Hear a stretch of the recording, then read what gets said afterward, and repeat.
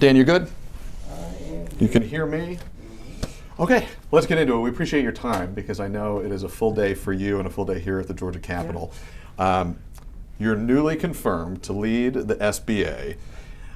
Given our time constrictions, I want to ask you this first, and this was an issue that was top of mind for a lot of voters in 2024, inflation. The cost of goods were high in 2024. The cost of goods remain high, particularly when you talk about things like the cost of eggs in 2025, and it inputs, or rather impacts the input costs for a lot of small business owners. What's your plan to address that?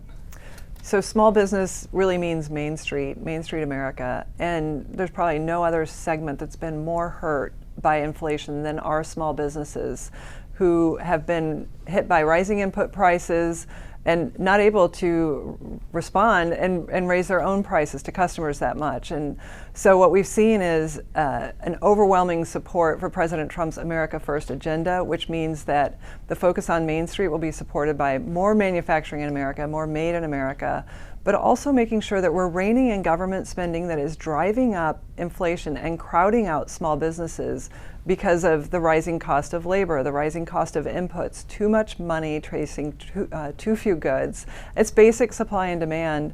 And that's why I'm so focused on supporting President Trump's manufacturing agenda. Most manufacturers are small businesses in America. So if we can have more made in America, we can alleviate some of that pain for small businesses right here at home. You talk about manufacturing. Obviously, that's been a big focus of President Trump for almost a full decade now of his time in sort of presidential politics. We're taping this on March 3rd. President Trump has announced that new tariffs on imports from Mexico and Canada will go into effect tomorrow. Will that increase inflation? Well, there's no question we have challenges in our supply chain which have driven inflation to date, in addition to the massive regulatory state during the Biden administration. So what we have seen during President Trump's first term, when he implemented tariffs, inflation was only 2.1%, and those are tariffs that the Biden administration largely kept in place. So we know that tariffs are an important tool to advancing America first, as opposed to bringing in foreign-made goods at the cost of American-made manufacturing. So that's a big emphasis as well.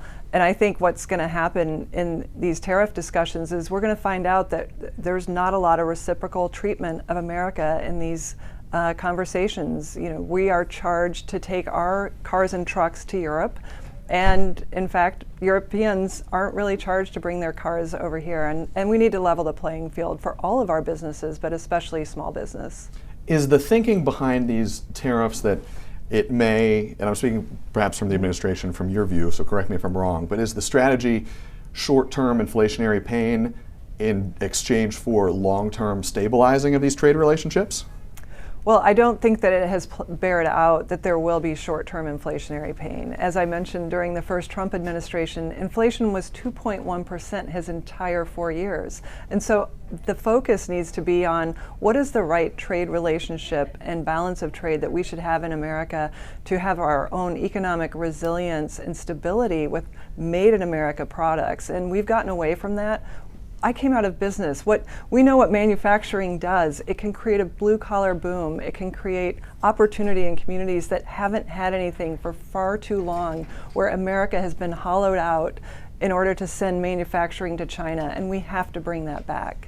Let's talk about a big topic here, and we were actually chatting about it when we came into the room before the camera started rolling. This has been arguably the marquee legislative effort here under the Gold Dome. It's Governor Brian Kemp's top priority. He refers to it as tort reform. Opponents call it litigation reform and a number of other names.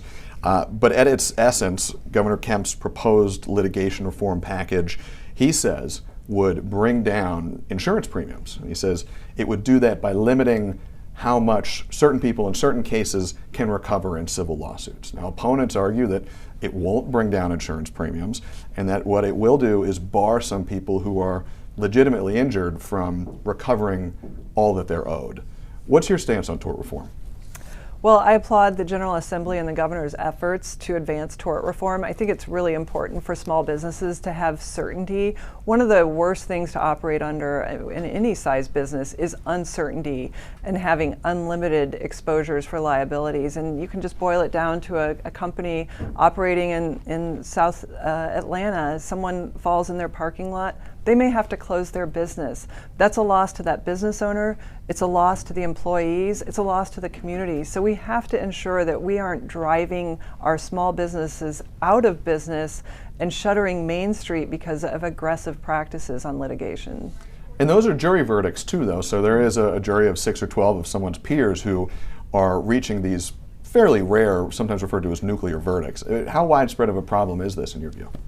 Well, I think things like tort reform, going after the administrative state that pushes too many regulations on small business are important because it helps create economic growth, and people will start businesses if they know there's a friendly economic and regulatory climate. If there's not, they'll go to other states or areas to start businesses, or they won't start them at all. So we could be squelching our economic growth before it has a chance to happen. I want to ask you 2 last questions here. I want to be respectful of your time. Very helpfully, we saw the memo that you released shortly after being sworn in and confirmed. One of the top priorities in your memo as you took the helm of SBA, you said, was supporting DOGE, the so-called Department of Government Efficiency. Do you plan to lay off any SBA staffers now that you're in charge? So coming into the SBA, I approach it as I did for nearly 30 years in business, as a business person, and basically bringing my common sense. How many people do we need to do the job that we're tasked with doing? And my #1 mission is to restore the original mission of the SBA, the founding mission, which was to support small business formation and economic growth in this country. And so really looking at what does it take to drive the programs that we have and doing it efficiently. So I fully support the DOGE effort, been working closely with my DOGE partners, talking with Elon about this, and we've already made some great strides toward transparency and accountability. We're going to be cracking down on fraud. And so I think this is an important effort for the American taxpayer, which I know they support. It's an 80-20 issue to have accountability and transparency in the government, and it's way overdue. And I can't wait to see where we can take the agency in terms of efficiency and performance. Just to be clear, to make sure anybody who's watching, gets this straight on, are you saying that you do intend to institute layoffs or not? I think there's a chance that we will be right-sizing the agency. There's certainly work underway right now to evaluate what programs make sense, what is our statutory remit, and what can be done to grow our economy without excessive costs to the taxpayers. And our programs, your viewers might be interested to know, operate at no cost. Our core bread and butter program, the 7A loan program, operates at 0 subsidy to the taxpayer when run correctly. And that is an amazing public-private partnership that we have. But when the costs of the agency exceed the needs of the agency, that's the time to take a hard look and say, what do we need? Let's go big picture. Last question here. I know you're in a federal role now, so your purview is the entirety of the United States, but obviously your Georgia ties are deep, and we're talking to you here today at the Georgia State Capitol.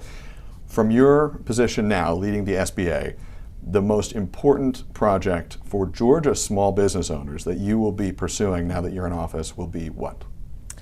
Well, I come at this from someone who has started a small business. I've worked in small businesses. My parents had a small business, and I've helped turn them into large businesses.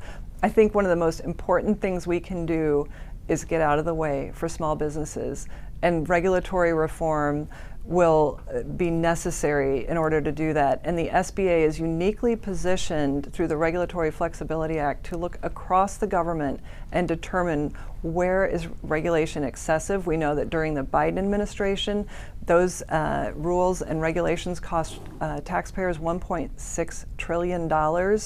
Compare that to Trump's prior 4 years where it was 90 million. And so we've got to get the administrative state out of the way. We're going to do that for small businesses so that they can hire and thrive and make Main Street great again. Kelly Loeffler, thank you very much. Thank you.